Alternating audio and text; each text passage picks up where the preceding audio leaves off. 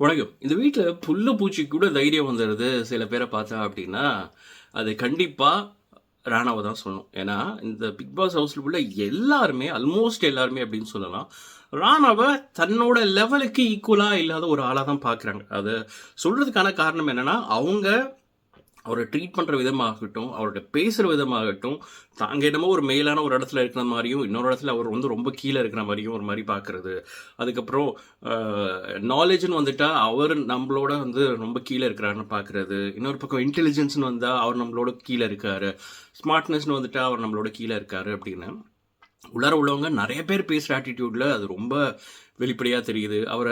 For example வந்து அவர treat பண்ற விதம் மாரி இன்னொரு ஆள அவங்க ட்ரீட் பண்ணவே மாட்டாங்க. ஆனா, நம்மளுக்கு என்ன தோணுதுன்னா, இவங்க இது மாரிலாம் ட்ரீட் பண்றது மூலமா, அவங்க உண்மையான ஆளு யாரு அப்படிங்கிறத மக்களுக்கு வெளிச்சம் போட்டு காட்டிக்கிட்டே இருக்காங்க அப்படிங்கிறதுல எந்த சந்தேகமே இல்ல.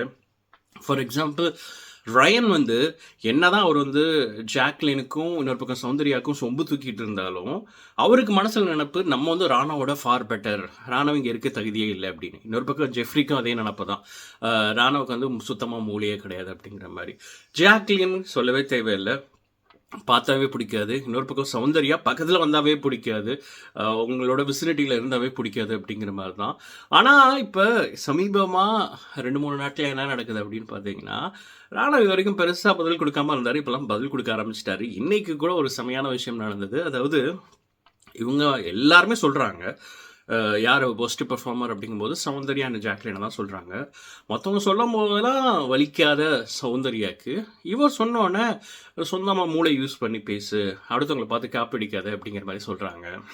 அதுக்கு அவரு திருப்பி செம்மையா பதிலடி குடுத்தாரு. "உனக்கு மூலையில உட்கார்ந்தா மட்டும் பத்தாது, மூளையும் இருக்கணும்." அப்படிங்கிற மாரி திருப்பி பதிலடி குடுத்தாரு. அதுக்கப்புறம் இந்த ப ப ப ப ப ப அப்படின்லாம் பண்ணுச்சு. இதுல பெரிய கொடுமை என்னன்னா, சரி அவருக்கு அவரோட கருத்துக்கள வந்து மத்தவங்க பேசுற மாரி பேச முடியல. அவர டிஃபெண்ட் பண்ண முடியல. அட்லீஸ்ட் வந்து ஒரு ஹோஸ்ட்டா அத விஜய் சேதுபதி பண்ணணும் அப்படின்னு நெனைக்கிறேன். உலகநாயகன் கமலஹாசன் இருந்தா அதான் பண்ணியிருப்பாரு. அத தான் இப்ப மக்கள் செல்வன் விஜய் சேதுபதியும் பண்ணணும்னு நெனைக்கிறேன். இவ்வளோ நாள் பண்ண தவறிட்டாரு.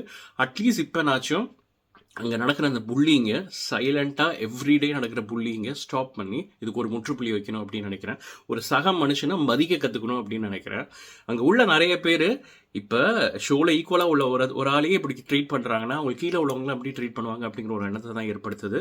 ஏற்கனவே சொன்ன மாரி அவங்களோட உண்மையான முகத்திரைய தான் காட்டுது. நீங்க என்ன நெனைக்கிறீங்க? உங்களோட பதில கமெண்ட்ஸ்ல சொல்லுங்க. இதே மாரி இன்னொரு சூப்பரான வீடியோட உங்கள மீண்டும் சந்திக்கிறேன். நன்றி. Feel the impact, yeah, break it open, leaving nothing fucking intact.